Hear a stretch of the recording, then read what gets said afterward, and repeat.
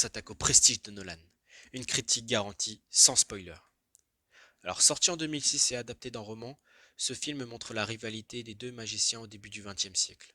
Puissant et bouleversant, ce film est aussi profond qu'époustouflant.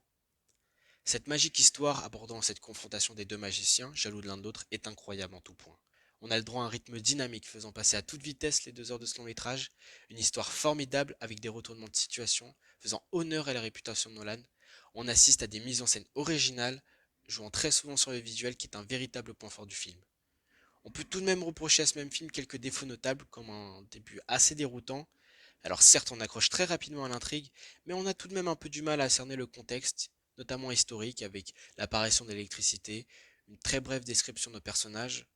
On a aussi des questions d'éthique qui ne seront malheureusement pas du tout traitées, alors que cela aurait pu être un point très important dans le film.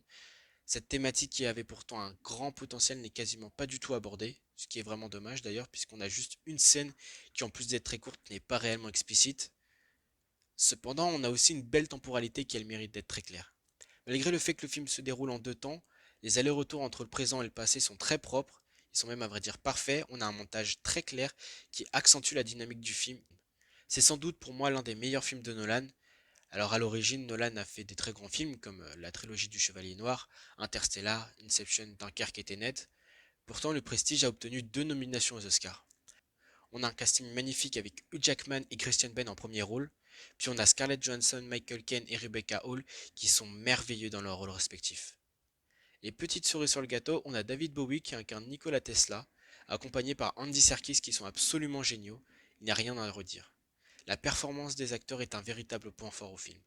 En plus d'être très convaincant, on se laisse porter par leurs émotions transmises. On a à la fois un film qui se veut puissant, émouvant sur la magie, ainsi que spectaculaire par l'originalité de son scénario.